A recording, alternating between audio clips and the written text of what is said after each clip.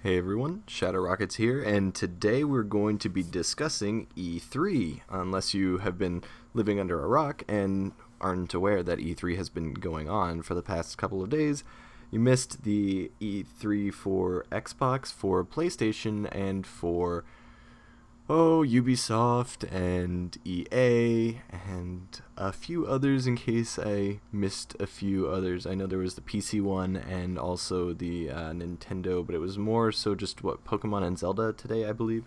So anyway, without further ado, let's get right into it. Oh, actually, sorry, a little added programmatic things. I will have a guest speaker today to cater to the indie section, as I'm not a huge indie gamer per se. I'll enjoy a couple every once in a while, and I'll enjoy some really, really bad games, which not all indie games are bad. In fact, a lot of them are very good, and so I will have a special guest, Dr. Irrational, to talk about those midway through the episode, probably, I would say about midway through. So without further ado, let's get right into it. The first thing I want to talk about is, of course, the sleek Xbox, the Xbox One S.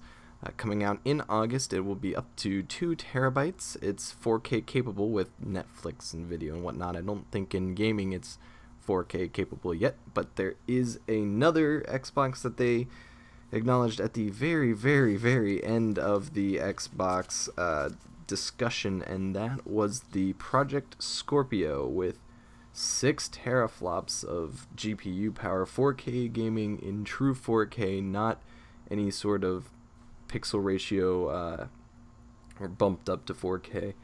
It runs at 60 hertz. It runs at 320 gigabits per second for the memory, and it is coming out in holiday of 2017. Now, what you might ask, is Xbox's reason for announcing 2 different consoles? Wouldn't you just wait a year and buy the Project Scorpio?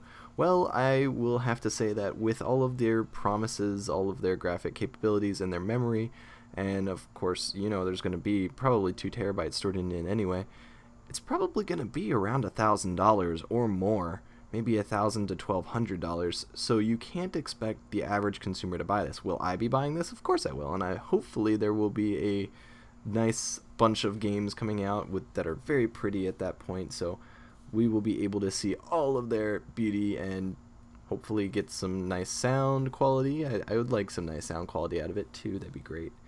So anyway, that's what you need to look forward to with regards to that. I'll get into some Xbox Live updates later, but Gears of War 4 was announced, of course. It has crossplay with Xbox One and Windows 10. You buy on one, own on both sort of deal, that the Xbox Play Anywhere thing that they have going on. It was graphically pleasing. Generally, the models were good, the effects were good, but the background, I did not like the background, the outer areas of the map that you're not really active. They're just kind of in the background to make the scenery look nice, set the scene, set the tone. I don't think that looked very good, at least not on what they showed off so far.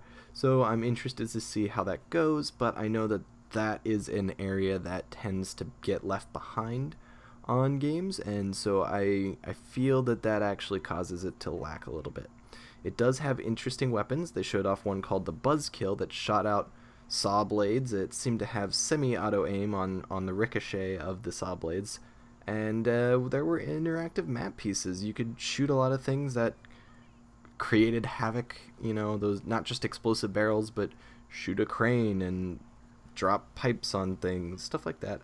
Marcus is confirmed. Marcus is in it, and there is a Gears of War Xbox Elite controller that actually looks pretty cool. Now, I was not the biggest Gears of War fan, to be honest.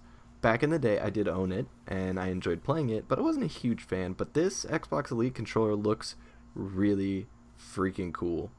Moving on to Killer Instinct, there really wasn't much to say except for General Ram from Gears of War will be in it.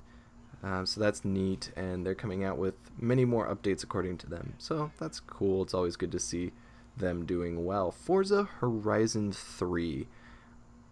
Many of you know who have been watching this channel for a while.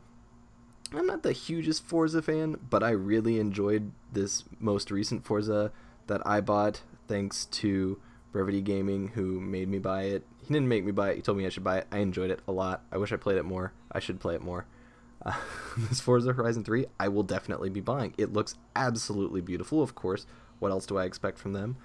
Tons of cars, of course. It's set in Australia, so huge variety of locations, huge variety of places to drive.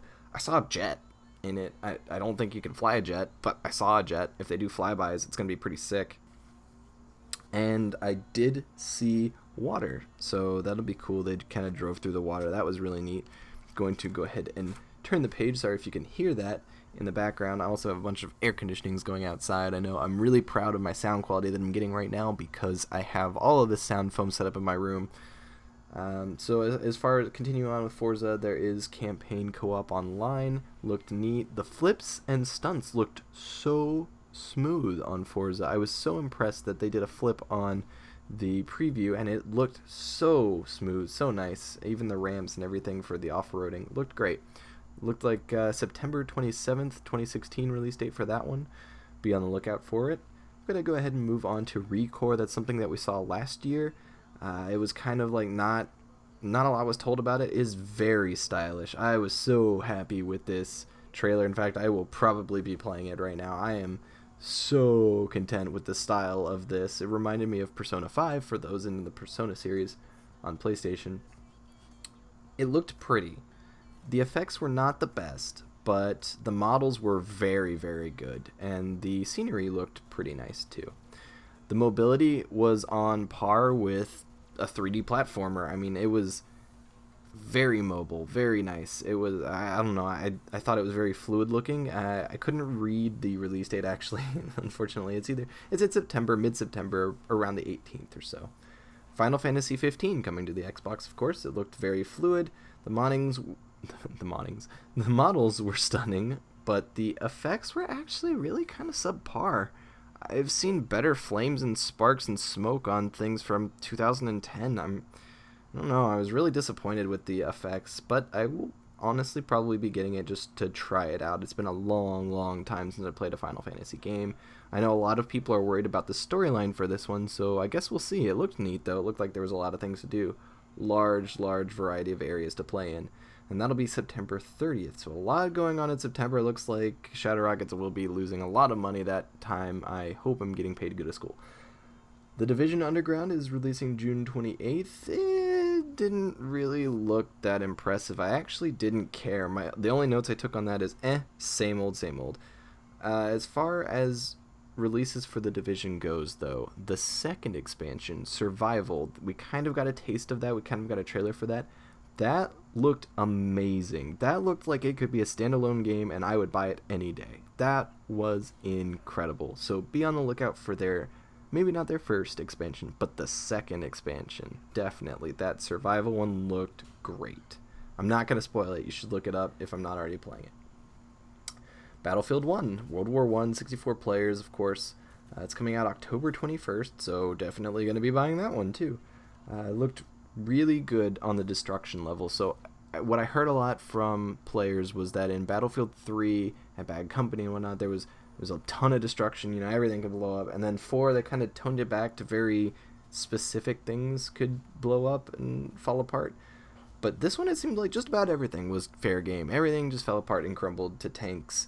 Huge maps, of course. The vehicles looked great. The bayonet charge was awesome. Also, note that you can shoot while you're bayonet charging. Pro tip, only here.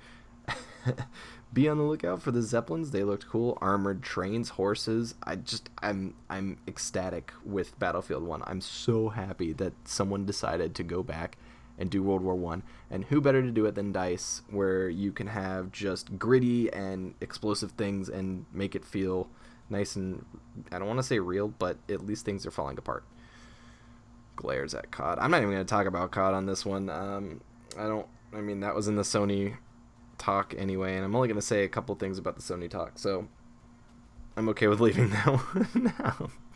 They hurt me. But Battlefield 1, yes, obviously, everyone's excited for it. So now I want to talk about Xbox Live updates in general. I was really happy that they showed this part of the game. Actually, you know what? I'm going to go ahead and cut here. I think this will be good for the end of the first episode, and I will go into the second episode where we start with Xbox Live updates, Minecraft, custom Xbox One controllers, a game called Inside, and more. Anyway, friends, I will see you next time with my special guest, of course. Sorry you missed out on this episode, but he will be here next episode, talking about indie games. Shadow Rockets out.